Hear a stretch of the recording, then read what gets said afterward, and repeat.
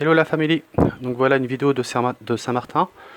Donc voilà, j'ai la chance de passer des vacances ici chez mes parents. Et donc je vais en profiter pour faire un retexte un petit peu sur l'insécurité qui a suivi le passage de l'ouragan Irma l'an dernier.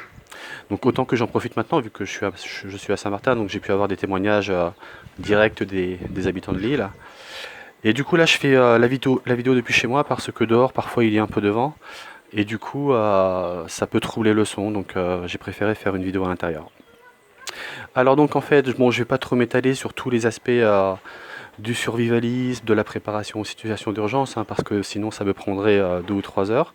Je vais juste parler des choses basiques, essentielles. Qu'est-ce qui a fait que mes parents ont pu surmonter cette épreuve plutôt avec brio, je dirais. Eh bien en fait, suite au passage de l'ouragan Irma, eh bien, il y a eu évidemment des problèmes d'insécurité, des scènes de pillage de commerçants, d'habitants même.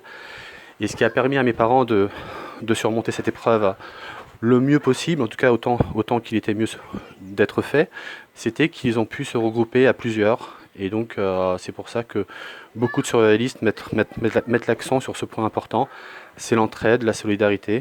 Et c'est ça qui fait que on peut faire face à des épreuves difficiles avec plus de facilité parce que l'entraide, ça permet aux gens d'apporter à l'un et à l'autre ce que n'a pas l'autre ou l'un.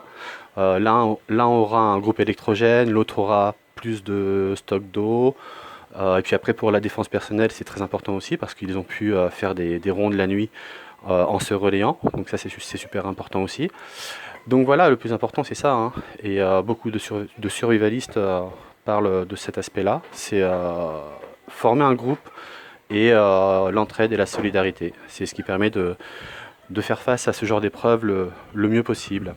Alors après, mes parents, ils s'étaient peut-être pas assez préparés au niveau des stocks d'eau et de nourriture. Du coup, après, quand il y avait des camions de ravitaillement, eux ne disaient pas où ils étaient pour éviter les émeutes.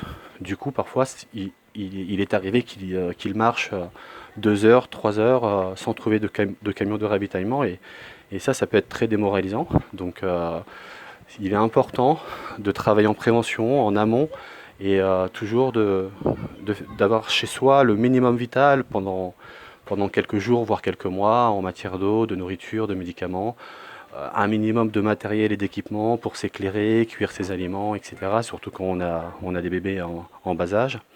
Donc je vais pas vous faire la liste complète des équipements et matériels à avoir, parce que bon, chacun voit comme il veut, mais il y a des bases à avoir. Voilà, c'est eau, nourriture, médicaments, éclairage, euh, et de quoi se chauffer, etc., etc.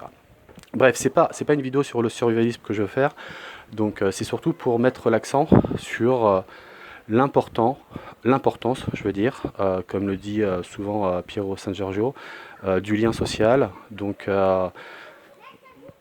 essayer de former un groupe tactique en vue d'éventuelles situations catastrophiques comme l'ont vécu les Saint-Martinois, avec votre famille, vos amis, vos voisins. Alors je sais que c'est pas toujours facile, hein, parce que s'entendre avec ses voisins, c'est pas toujours le cas, mais il est important de trouver un groupe d'entraide où la solidarité fait que on survit mieux que si on est isolé. Voilà, donc pour pas faire une vidéo trop longue, je vais terminer ici. Je ferai peut-être une autre vidéo parce que celle-là elle est un peu incomplète, j'avoue, je l'ai fait un peu rapidement. Et je vous dis à très bientôt pour une nouvelle vidéo. Et n'hésitez pas à vous abonner à ma chaîne si le sujet de la sécurité personnelle vous plaît. N'hésitez pas aussi à partager la vidéo si elle vous a plu. Et je vous fais un très gros bisou et vous dis à très bientôt. Ciao, ciao.